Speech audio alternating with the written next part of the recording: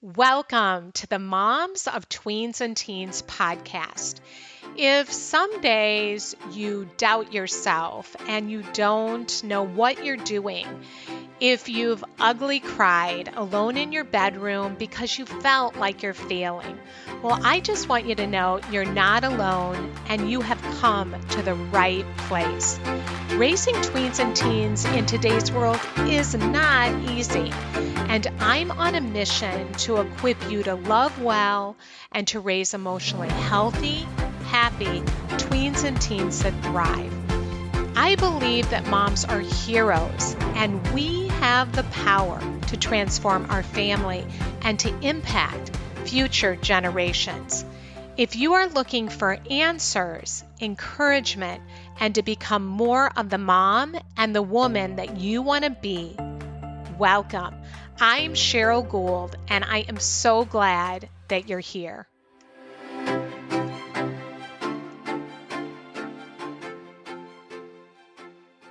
Hi, friend. Welcome to the show today, and I'm so glad that you're here. And if you have a teen that's been vaping or using weed, lying, or just seems totally unmotivated, and you're tired of the constant arguments or feeling unsure how to help them turn things around, this episode is for you. My special guest is Amber Hollingsworth, and I can't tell you how much I just love Amber. She is an addiction specialist and the creator of the YouTube channel Put the Shovel Down. And in this interview, Amber shares what truly helps when teens are experimenting, struggling, or unmotivated to change. And the big question is, how do we provide this space in our homes where it is going to help our kids to want to change when they're making decisions that are unhelpful, that aren't healthy, that are actually hurting them in some way? And just a little kind of sneak peek of what some of the things are that Amber shares in this episode. She talks about why waiting for rock bottom backfires and what you can do to create change instead. The number one most enabling behavior that we do, and it's not giving $20 to our kids. She talks about how to drop the rope and get out of the tug-of-war that we tend to get into in order to lower that resistance. She talks about natural consequences versus parent-imposed punishment and what really works. And I love this. She talks about boundaries in such a way that is just going to change the way that you see setting boundaries and limits in your home, and so much more. So I can't wait for you to give this a listen. So let's dive in. Welcome, Amber, to the show. I am so excited to have you here. Thanks for having me. Glad to be back. It's been a while. I know, we were talking about that. I think it was right after the pandemic. And when they reached out to me to interview you, I was like, yay! I was like, yes, because I just learned so much from you and the moms that, how I heard about you actually was from another mom reaching out to me and saying, you have to check her out. She had a daughter that was having substance abuse problems. Mm-hmm. And she started watching your YouTube channel, Put the Shovel Down. She was a therapist, mm-hmm. and she is a therapist. And she was like, oh my gosh, what she is sharing, I have never heard anybody quite explain it to me this way. And you have got to listen to her, Cheryl. Wow. And maybe I reached out to you now that I'm thinking about it. I think I actually did. And so when I saw your name again, I was so excited. So welcome. Glad to be here. You know, it always makes me feel when you're saying that about the mom, it makes me feel, sometimes we do work with therapists and I always feel so nervous. It makes me a nervous wreck. I know it's funny how that is. I'm working with a psychiatrist right now, and I'm like, it does. I love it. Makes you feel like they're going to see through me. You get the whole imposter syndrome going on. Yeah. Well, tell a little bit about your story because you have a powerful story about how you started doing what you're doing. Okay. I always feel like my story is kind of boring. I'll tell it, but I feel like for people in my field, I have the most boring story. Everyone else has a better origin story. I'm so jealous. I don't I don't have any war stories. I don't even have any fun tattoos. I got nothing. I'm like, man, I wish I did. But I kind of fell into this field, I say on accident. Not too long ago I was doing a podcast with a person who's a therapist who does podcasts, and he like had a little therapy moment with me. He's like, "Don't you think you subconsciously felt like looked for this?" And I was like, "I think you might got me." He gave me a little therapy moment, but I'm not in recovery myself. That's usually the first thing people want to know. And when I was a brand new baby counselor, I used to be really kind of intimidated about that. And one of the first programs I ran was a teenager program, and they would ask me that, and I would say, "I'll tell you when you graduate and become a mentor." And by the time they graduated, it didn't matter. Like they would ask me, and then I would tell them. But I was in then, so it was good. That was my whole system. But now I'm pretty open about the fact that I'm not in recovery. In fact, I feel like it's ultimately what's helped me with getting good at the things that I'm good at, because I feel like because I'm not in recovery, and honestly, they don't teach you how to do this in counseling school. I know people think they do, but they really don't. they they don't. So I'm not in recovery. You don't learn it in counseling school. And so for me, I think it ultimately became an advantage because I didn't have a story to project onto people, which Oh, means I listen to people sort of differently. Because I think sometimes when you have your own story, there's a lot of benefits to that. Like I'm jealous of that a lot of times. But one thing that can happen is that you project your own story onto other people, and you think, "Oh, I know what you're thinking. I know what you're gonna do," because it's like I thought that too. And it's easy to sort of miss the individual parts of what people are trying to tell you. So I feel like ultimately it's to my advantage because I listened to people differently to understand them without any kind of "I know what's really going on here" thought. And in the end, I think it's helped me. Kind of like if you're blind, your hearing might be better or something. That's what I say. It's like a disability that turned into an advantage, I think. I like to tell myself in it.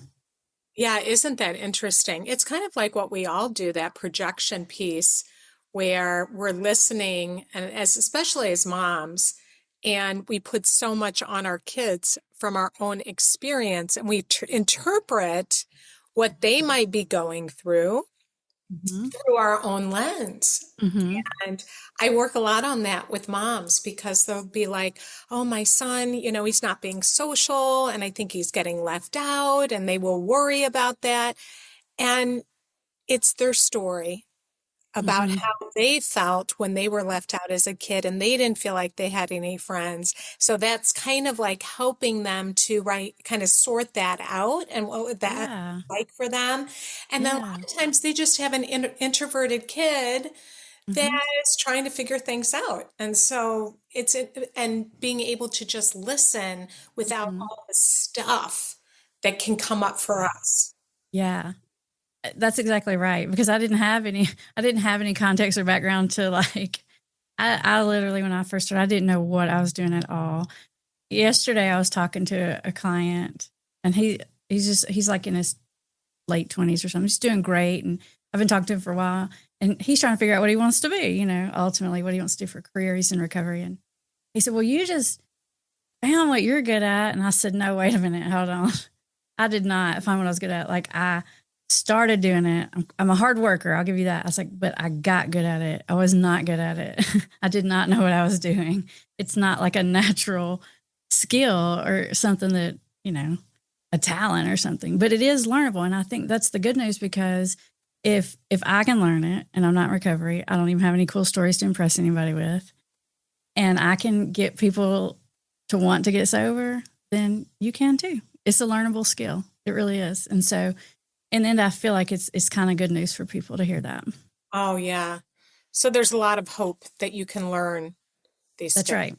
It's really just strategy, and it's knowing what is going to happen, what's happening 5 steps down the road, and getting ahead of it. And you have to sort of get out of that like putting out firefighter mode, where you're just dealing with crisis of the day.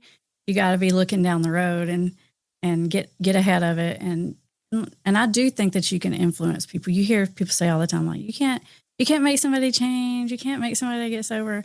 I'm like, people have been sending people for me 20 years wanting me to make them get sober. Not that I make them get sober, but you can set the conditions that make it a lot more likely. Yeah. Influence. Yeah. Influence. Yeah. Influence. Yeah.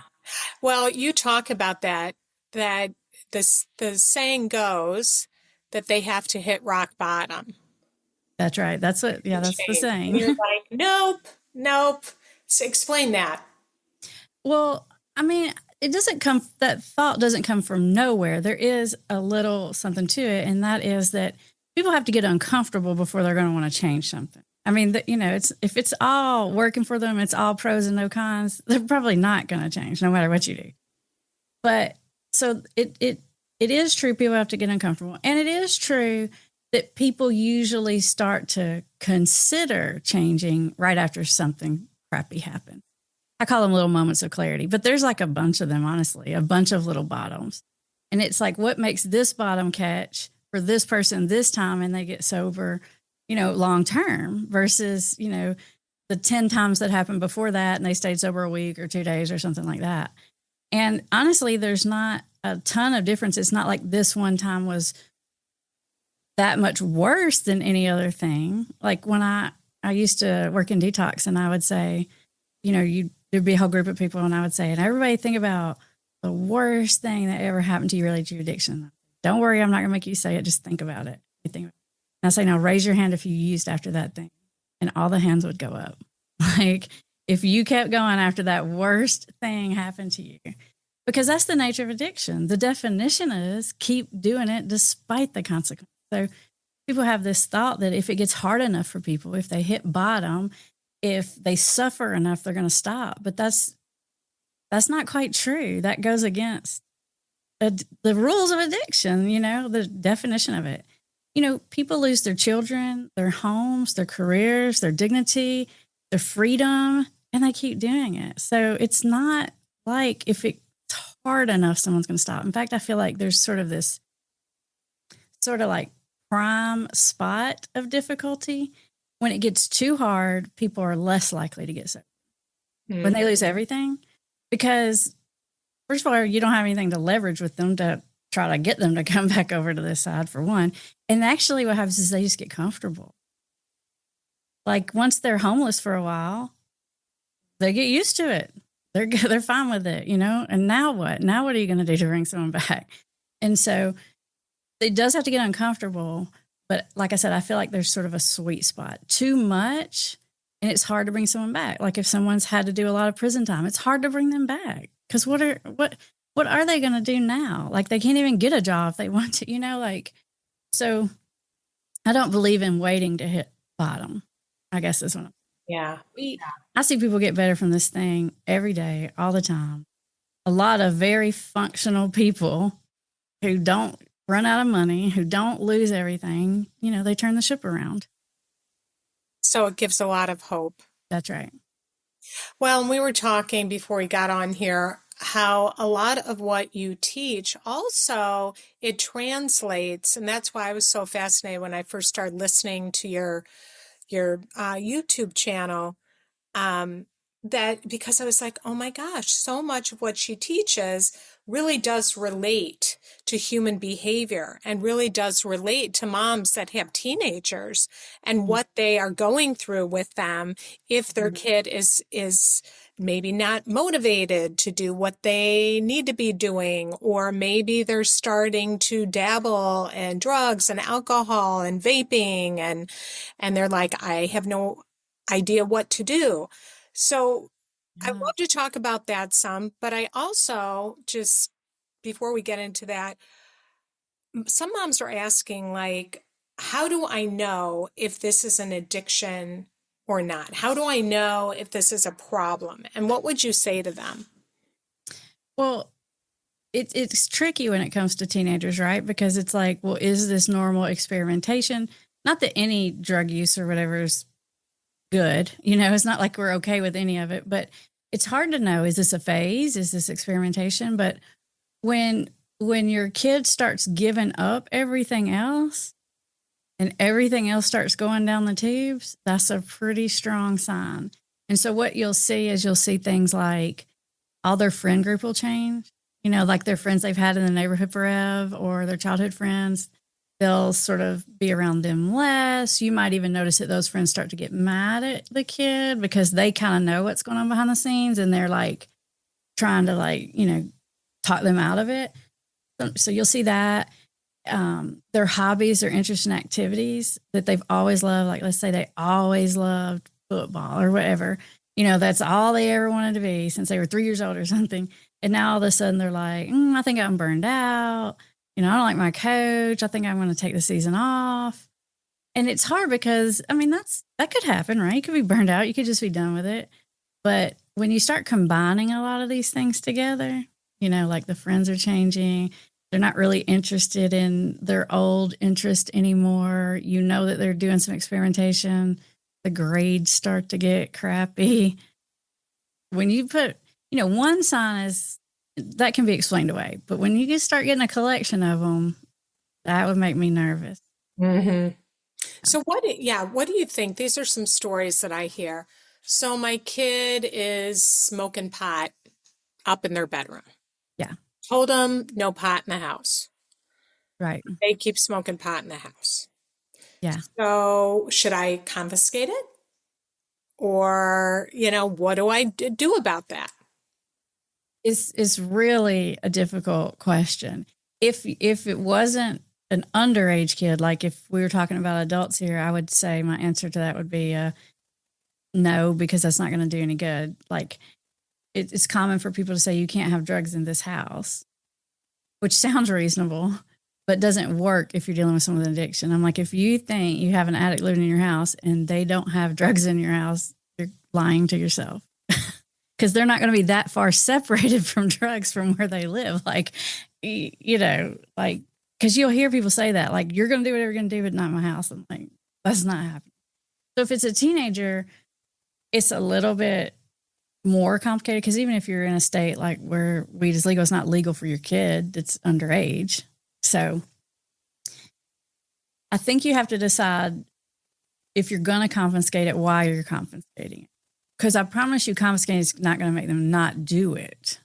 So if that's why you're taking it, then you got to get really honest with yourself. Because what that's going to cause is they're just going to get sneakier with it. Mm-hmm. Right? Mm-hmm. Now, you can say to your kid if you want to, like, if I find it, I'm going to confiscate it. I'm just going to throw it out because I don't like that or whatever. And that's fine if that's where you stand on it, but just realize that that's not really going to stop the problem, right? Like that may be something that you've decided to do, but it's not going to make your kids stop. Okay, so don't come at it where you think, okay, I'm just going to be throwing their pot out and then therefore they're going to stop doing it. Right. And definitely don't say, because a lot of times it's our inclination to do something like, if I find it in this house, I'm going to call the cops. I'm like, first of all, I don't believe you. I don't think you're going to do that. And now you put out a bluff and you're going to get caught on that bluff. That's my first thought. You're going to get caught on that. And even if you did do that, and let's say you found drugs, you called the cops, it's very doubtful that they're going to really arrest you. Because, cops will give your kid so many chances. You'll be mad your kid gets so many chances. You'll be like, are you kidding me? Like, I promise. They'll get more chances than you think they should get. They really will. But even if they came in and just, maybe you have a best friend that's a cop or something, you just got them to come in and just lay down the law and give it to them or whatever. The kid's still not going to learn the lesson. What they're going to learn is, I can't believe you had your own son, daughter arrested. Like, what kind of mother are you? That's what they're going to learn from that. So the thing about the uncomfortableness and the hitting bottom, where that sort of intersects with this is the formula that works to get people to start to recognize it is it has to be a consequence outside of you. If it comes from you, if it can be tied to you, even if it wasn't really you that called the cops, if they think it was because of you, if they think they failed the class because you called somebody and told them they cheated or something, then they're not going to learn a lesson. They're just going to learn, I can't believe you did that to me. They're going to harbor resentment, and that's going to fuel their self-pity, which is going to fuel addiction. So the key is, if what you're trying to do is get them to quit, is to allow the natural consequences. The ones that come from the world, those are the ones that come from you are perceived as punishment. And people don't learn from punishment. Mm-hmm. And do you see that also when, and I'll say moms, because that's who's listening, when we do those things in an attempt to try and get them to stop, that it even creates a greater resistance, and then they don't have to feel it anymore, because then they can turn and blame us. Exactly, right. Yeah. You become the villain in the story, the bad guy, as I call it. And it's like a distraction. And now they can just focus on, instead of focusing on what they're doing wrong, it's, I can't believe you went in my room and searched my stuff. Then it's all of a sudden you're the villain, you're the bad guy. And as long as you're playing the bad guy, it lets them not have to look inwards at themselves to see what they're doing to themselves. So if a mom... And moms are the prime target for that. Let me just add that. Oh, yeah. Yeah. One target is mom every time. Sometimes it's dad, but it's mostly mom. Yeah. They suck you into that villain role. Oh my gosh, they just get you. Yes. Yes. Thank you for saying that, because some moms just need to hear that and have that be normalized, because what I find is then moms blame themselves. They turn on themselves and they think, I'm failing, I'm a bad mom. And listen, you do not, parenting is not turn your kid to unless you are doing drugs with your kid. If you're doing drugs with your kid, then I'm going to say it's on you. But outside of that, I don't think I could keep my kid from doing it if he said he's going to do it. Like, I don't think it works that way. I started my career dealing with teenagers, and I've seen so many kids from such good families, organic food, all the baby pictures, like literally everything, and lives in nice homes, go to nice churches, have grandparents that, like all the things, and they can still end up with this problem. So if your kid is doing this, it's not necessarily a reflection of anything that you did. Now, how you respond to it, not like, even if you respond badly to it, it's still not your fault. But there are things you can do that like make things a little worse, and things you can do that might make things a little better. But the fact that it's happening really isn't on you. Yeah. Okay, good. This is good. So what are some of those things that can make it worse? So, yeah. The main thing is getting in the villain role, and that really is moms. And the reason it's mostly moms, there's always a villain. Sometimes it's dad, but 90% of the time it's mom. And the reason I think that is because moms are just hardwired in with their kids. Like when something's off with your kid, we know it. We've known it since they were born. We know their cries. We know their breathing. We know when they're sick. Like we know when they're sad, because we're wired up that way. We're supposed to know that. So all of our alarms start going off first, and our alarms are screaming at us, something's wrong, something's wrong, something's wrong. And that puts us into action. And then we want to fix it, solve it, figure it out. And that's how you end up getting in the villain role. I mean, it's a very natural response. I mean, you're just doing what you're wired to do. It just, in this particular incident, backfires on you. Okay, so that's the biggie. That's the biggie. We're stuck in the villain role. So if you're like, ugh, I'm definitely the villain, how do you get yourself out? That's tough, because once they got you in the villain role, I mean, maybe not consciously, but definitely subconsciously, they want to keep you in the villain role. They don't want to let you out. They'll pick a fight with you. I call it a fish hook. Like they're just throwing a fish hook at you, trying to make you bite it. Like they're picking a fight with you because they're trying to have a reason to walk out the door and get mad and do whatever they wanted to do, And so it's hard to get out of that. But what you have to do is you have to what I would call drop the rope. Like I used to have a friend, he'd say, sometimes the best way to win tug-of-war is to drop the rope. And so you drop the rope on that and you say, you can have conversation with your kid about it, but I wouldn't have too many of them, because even just trying to have a conversation will put you on the villain, because they're going to get defensive, and then they're going to get nasty with you, and then that's going to make you defensive, and then you're going to end up sucked back into it before you know it. So you want to, whenever possible, you want to respond to the problems they create for themselves with empathy. So the formula that works is, you want to let the world do what the world does. If they're failing class, you want to let them fail class. If they are losing friends, you want to let them lose the friend. Like, you want to let it come from the world. And when it happens, because this is important, do not do the I told you so's, even if it's true that you told me. You can say, oh my gosh, I know you didn't mean for that to happen. How sad. I was just wondering, use your empathy statements, because that creates a formula that actually triggers the brain to learn. The brain responds to empathy with learning. When you respond when they're in trouble, it just responds with being defensive. And that's just human. I mean, we're all like that. I mean, if you think about something you got called out for, even you knew you did it, you have a natural defensive reaction. Now, depending on your personality will determine whether you say it out loud or not. But I don't care your personality, you're going to have a defensive reaction in your head. So either which way, even if you know you're in the wrong, it's just the way. I mean, it's just normal human, right? And so you want to think strategically about what you're making them think. They don't have to say the right thing to you. But if you ask a question, if you say certain things and you want to trigger their brain to think what you want it to think, you don't want to say something that's going to trigger their brain to give any evidence against what you want them to think. So don't say things like, weed is a gateway drug and it's going to lead you to this. And, my brother, Jackie, and he ended up on heroin.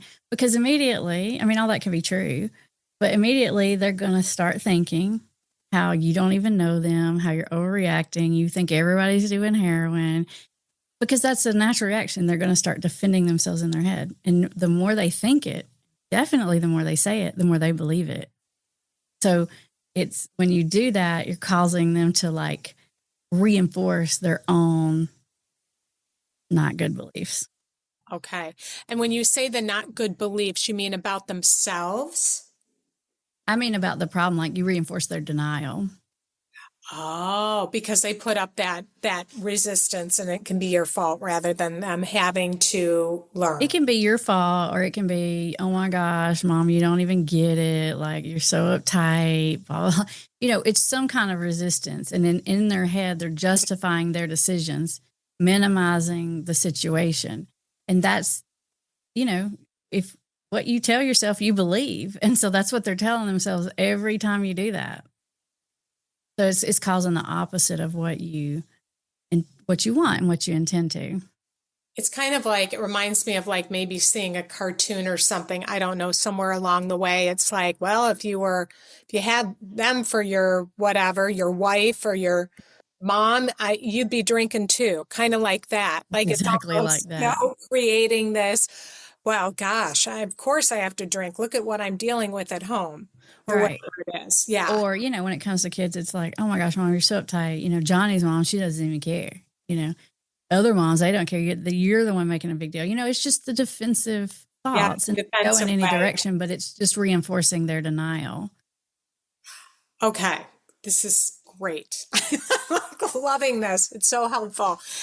Drop the rope. I know what moms are thinking. They're but if I drop the rope, then I'm just being that permissive parent that's letting them get away with it. And you're telling me, Amber, just to drop the rope and just let them, whatever, just go for it. I mean, first, let me say this, because I don't want to come across I know everything and do everything right. I have a 14-year-old son, and I can't resist telling him to brush his teeth every night, even though I know I need to stop. So I'm not saying this because I'm judging you. I 100% get, I'm you need to brush your teeth, you wash your face. That's all. And so it's our joke now. I'm night, brush your teeth, wash your face. It's because I can't, even though I know that that's ridiculous. It's just my button. I don't know why. So I get it. I'm right there with you. We're in this together. So I just want to say that, but it just take me back to the original question. I think I got myself lost, Cheryl. Well, I mean, I know what moms are thinking because Oh I yeah, remember going through this permission. with my Yeah, daughter, and thinking, well, I don't want to, aren't I just being permissive? Aren't I allowing her to get away with something? And so what do you say to that? it's kind of like, I mean, when you say that, it kind of reminds me of like having the whole birds and bees conversation, Oh, right? yeah. It's like I just got the email, which I get every year from my son's school saying, hey, in 2 weeks, we're doing the whole sex ed lesson or whatever, and if you want to opt your kid out, you have to come opt them out. Otherwise, they're required to do it or whatever. And, that's not giving your kid permission to go do that. But it's like, I'm not going to be an idiot and put my head in the sand. You can say, I think that's a really bad idea. And here's why I think that's a bad idea. But also, here's some things I want you to know about that, because you got to be realistic with it. And I think every kid knows, like, when it comes to like the sex conversation, they know their parents are not like supporting that unless you're like actively, you know what I'm saying? Like Yeah. your kid knows where you stand on it. Like everyone that comes to see me knows where I stand on their drinking and drug use. It's not a secret, but I just don't fight with them about it. And they don't feel judged by you. Right. Because you give them empathy. Right.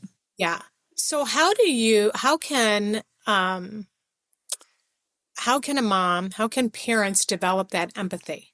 Because I think it becomes, so we might be the villain, but the kid becomes the term, and some moms might not have heard this before, is like the designated patient of the family, where it's like this kid is the problem. And if we could just fix this kid, then our whole family would be happy.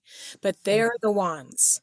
And when you feel that way and your kid's difficult, and if you were really honest, you're not even really liking them. You love them, but you're not really liking them. Yeah. How can they show empathy? Like, what's the kind of the process of somebody like you sitting there and you see them through a different lens? And so I want to help moms see their kids if they're struggling through that lens. I mean, you might not agree with how your kid is handling situation, but you can probably empathize with their situation. Like maybe your kid is just using because they think it makes them cool and they fit in, right? And you don't agree that that's a good way to be cool and fit in. I get that. But you can empathize with what it's like to feel like an outsider and to want to fit in, right?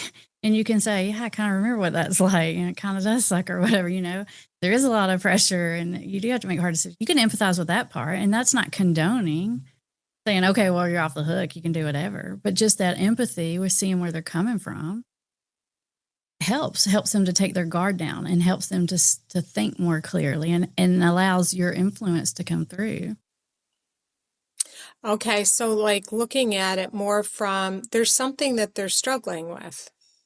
Right. And if we can be curious about what they're struggling with, then we can have greater empathy, thinking of it like they're not meaning to be difficult. They just have a bad solution to a problem, but you can empathize with the problem probably because it's probably something, fairly universal.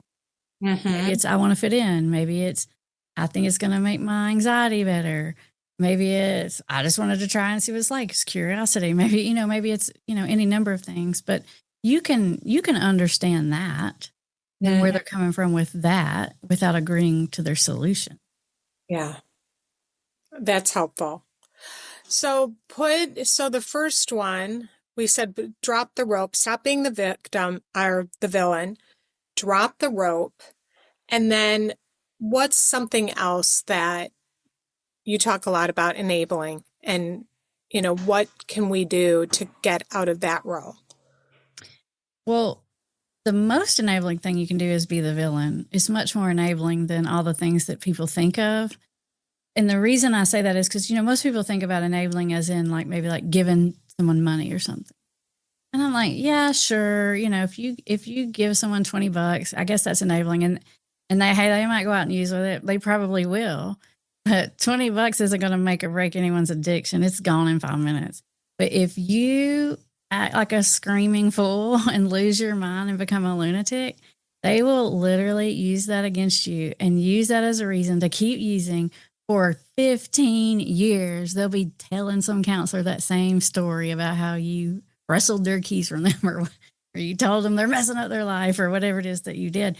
So I call it like the emotional currency to keep using. And they use it over and over and over, and they won't let go of it. So I'm like, is giving, somebody money enabling? Sure. But the most enabling thing you can do is let them make you the villain. Like, you got to be like, no, I'm not going to be the villain in this story. I'm not going to be your reason. That's what you got to think. Okay. So do you just become you start empathizing, but how do you become like the nice guy? That's one thing. How do you become the opposite so you get out of the way? You drop the rope, then what? I mean, it's not really like you have to let them run all over you. And it's not like you have to fix everything. You can say, I hear what you're saying. Like you're doing that because your girlfriend does it and I get it. But just so you know, if this happens, I'm not going to fix it for you. And they'll understand that. They'll be like, all right, I get that, And so you can you don't have to be a pushover to be empathetic. What they want, what really works is they just want to know you understand them and you understand where they're coming from. And when someone feels like you understand them, you have what I call credibility with them. Mm-hmm. Nothing you say matters if you don't have any credit. And we talk it like in our Invisible Intervention program, we call it building credit like your credit score. Like, I actually teach you how to calculate it. If you say these things, you get this many points on your credit score. And I'm like, you can't cash in no credit. So you're at least in your 700s. You're not getting no credit at this bank or whatever. And so the way you do that is you understand where someone's coming from. And when someone feels like you understand them completely, then your opinion matters. And it's more than just they know you love them. Of course, they know you love them. That's great. I mean, sometimes kind of pain in the butt when someone loves you. It's a little bit of a burden sometimes, right? Yeah. So that's not the thing. It's not the love. It's you get me. And it's kind of you may know your grandmama loves you, but you're not going to take her advice if you don't think she understands your dilemma. Right. And so it's about understanding your kid. And so when you can articulate what they're going through better than they can articulate what they're going through, you have massive credibility. And then your opinion matters. Yeah. And then you take the resistance out of the way. Mm-hmm. And then they really feel like you hear them, you understand them. And that makes all the difference. And and it's not even about agreeing with them about everything. It's just about seeing where they're coming from and understanding their point of view. And that works with people of all ages. And that's kind of how I've had to do it with clients all these years. When people say, are you in recovery? What they're really saying is, can you understand me? What they're really saying is, are you going to judge me? That's what the question is. And you can bridge that gap. Your kid may be like, well, you probably never did smoke pot. I had somebody tell me, my mom, this is a 30-year-old, finally admitted to me that she smoked pot one time. She told me my whole life she never smoked pot. So we were laughing about that and thinking that's funny. He's like, now I kind of believe her more. Now she instantly had more credit because of that. But honestly, you don't even have to have done that. I was talking to a guy yesterday. This is a grown man. He's he's doing shrooms every day. He's telling me, I was like, what does that do to you? Well, what does that feel like? Well, does that affect this or that? And so I'm just clearly open. I said, I've never done shrooms, but he still listens to me because I'm just trying to understand him. So you don't have to even have had that experience. You just have to understand where the person's coming from. You didn't go, oh my gosh, you did shrooms every day? Yeah. What's the matter with you? Now, I would say that to a client if I had a really good relationship. If I had enough credibility, I'd be like, dude, I can't believe you did that. And then they'd be like, no. I'm like, your wife's going to kill you. You can. When you have enough credibility, you can talk super direct and straight with people. And a lot of times it's the tone you do it in. The energy you're bringing to it more than anything. Yeah. Yeah. But you were also, what I heard when you were saying that to him is you were curious about like, what was that like? Because you didn't have, it wasn't loaded for you. Yeah. Yeah. I mean, I'm like, why are you doing that? What does it do for you? You know, like, and then when you can be curious like that, they'll just be honest with you. And once they start honest, they'll start telling you the things they don't like about it. Like once you get this guy talking about it, then he's like, but I really know it's not good for me. It's really making me kind of depressed, you know, because then they start pouring it all out to you. And now you're like, you're getting them to talk themselves out of it. That's the key. You gotta get them to talk themselves out of it. Yeah. I talk to moms a lot about so much of what you're saying. I'm thinking even in relationship, like if you're talking at your kid, my kids would always like had it was practically like they were trying to stick half their body out of the car, you know, and just that I could tell getting that cred, like you're saying, they would start sitting upright because and they would actually lean more in the car Mm-hmm. because they weren't expecting me anymore to like be, not that I still didn't do it some, but I was putting more deposits in the bank, and they weren't expecting that backlash of judgment or that unsolicited advice. And Mm-hmm. so they were like, they felt safer. Mm-hmm. And I liked the analogy of like teens are like turtles. So Mm-hmm. they'll hide in their shell, but if they know it's safe to come out, they start sticking their head out. And Yeah. the body language changes. Yeah, it's so important, Cheryl. I'm so glad you said that because if you see that body language, leaning away, rolling the eyes, arms crossed, jaw getting tight, I don't care how important your point is, you need to stop. Like, there's Yeah. nothing you're doing now other than digging your own grave. Like, I, I mean, I know it's like hard and it's like, no, like you're going to listen to me, but once they've shut down, once you see it, you're done. You're done. You're done. Exactly. You've lost them. You've lost again. Try again tomorrow. Like, Yeah. you're out. Yeah. You've lost them. So talk a little bit about boundaries, Mm-hmm. because so we're dropping the rope. We're letting them experience more of the natural consequences. You're listening, you're having more empathy, you're trying to see things from their perspective. And I loved when you talked about boundaries, because what then moms try to do is then they're like, well, I was just talking to one mom recently and she's like, you cannot leave. You're grounded all weekend. You cannot leave. Mm-hmm. She's like, I don't know what to do. He's out I think he's 16. No, he's 15. He's out the door. And she's like, well, I can't do anything because he just leaves. And it's like, well, yeah. So, speak to that. I mean, gosh, that's so important because when they get to a certain age and they know it's all a bluff anyway, they kind of figure out, like, Yeah. once they get to a certain age, like, what are you going to do? Like, wrestle them down, like it's a 16-year-old son or something. But the way I think about it is boundaries are rules you have for yourself. Most of the time when people say the word boundaries, they're really in their mind thinking of rules they're setting for other people, whether it's for your kid, your husband, your workmates or whoever. You're saying the word boundaries, but you're really setting rules.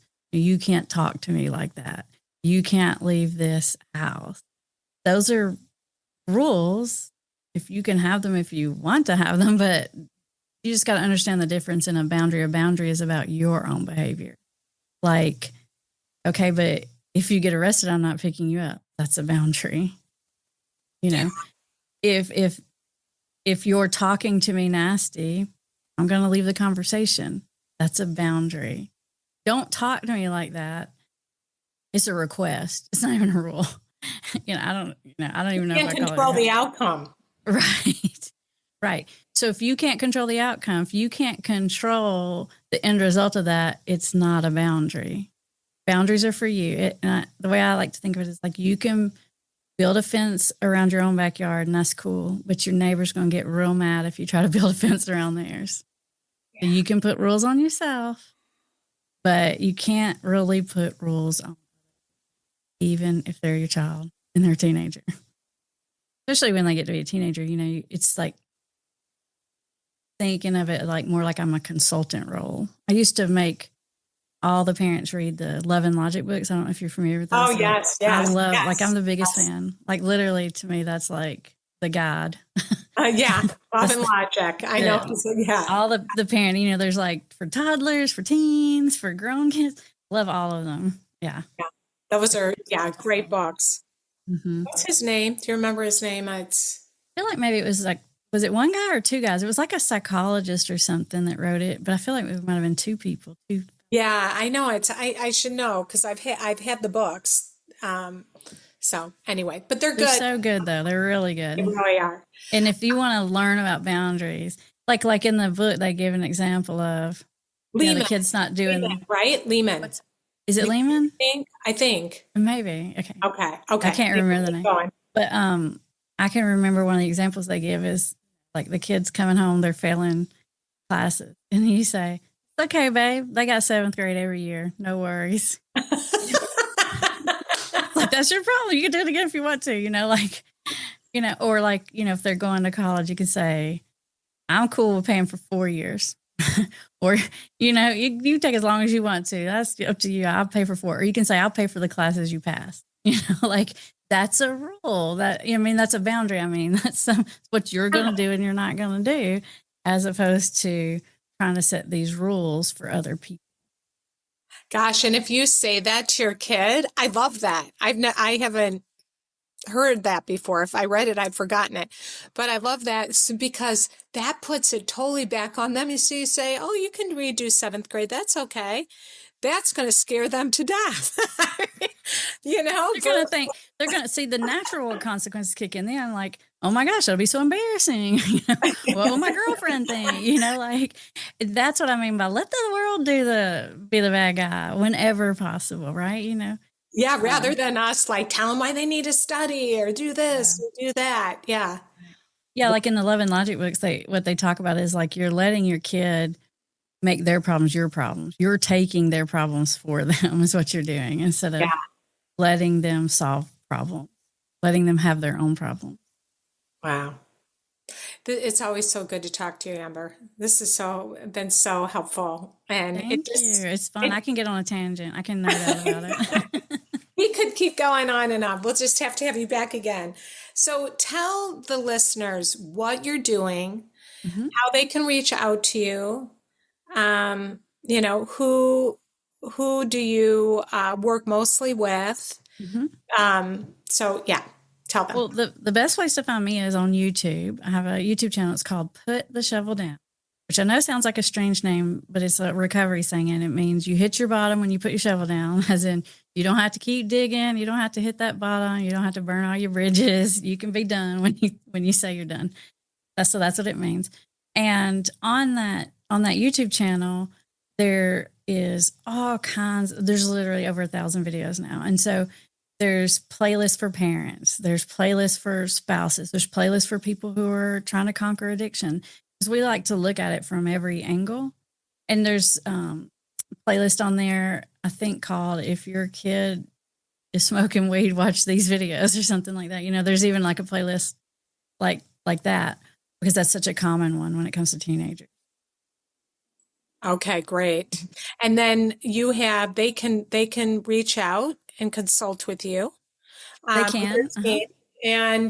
And then you will help families know those next steps if they need to have coaching. Mm-hmm. Yeah, sometimes you just need to, and that's a lot of what we do these days is like, okay, here's my situation. This is what's happening. And we can kind of talk through it with you. We'll ask you a lot of questions about what's their personality like? What have you tried already? What do they care about? And help you devise a plan to get strategic on how to get from whatever point you are to the next point you're trying to go. Like if it's in denial, then it's from complete denial to recognizing maybe I have a problem. Maybe I have a problem to now I got to do something about it. There are all these little steps and help you get from one piece of that to the next. Okay. Very helpful. Anything we left out? Any final words? I don't think my final words is I feel kind of guilty because I feel like I'm saying all this stuff, but I totally struggle with all these same things. I have the 14-year-old myself. So, Yeah. so I understand that. I totally get it. And because I've been telling people all this stuff for years, like there's this like little devil angel on my shoulder being like, okay, Amber, now's your time. You got to walk the walk. You really got to do it now because you've ran your mouth. Well, It's always back there talking to me.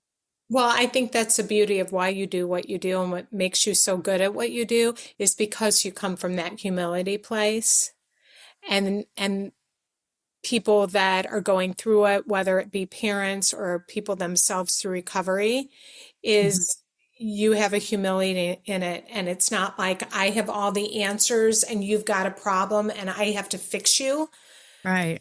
And which I think as moms, I know for me that was a hard thing, to shift the way that I was thinking of things. Like this is my job to make or to fix or to do It's whatever. kind of freeing though when you let yourself off the hook for that.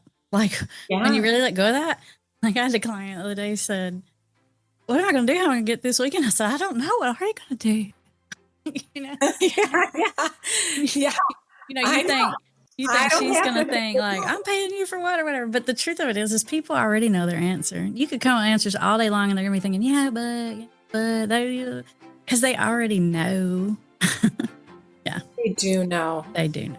Yes. And Yeah, we know too. Yeah, we that's already, right. yeah. So we just have to create a safe place to be able to say it. Mm-hmm. Yeah. So thank you, Amber, so much. Thanks for having me. Well, that's it for today, friend. And thank you so much for joining me. And if you're looking for more support and would love to be part of a community where there's great resources, where there's other moms that are going through similar things, where you can post questions and you can get support from me, and you could just do a little bit of a deeper dive by joining a monthly workshop or digging into our resources and our membership portals, I encourage you to go to momsoftweensandteens.com. Check it out. We have 3 levels of membership depending upon your needs. And one of the memberships starts at $8 a month, but we do a 14-day free trial. I have a couple of workshops coming up right now. One is teens and tech, and another one that moms were asking for was how to build your tween and teens confidence and resilience. So I'm really excited about those that are coming up in the next month. So check it out. I am here. Email me if you need more support, Cheryl@momsoftweensandteens.com. And I would love to point you to any resources that can be helpful. So have a great week, and I will see you back here next week.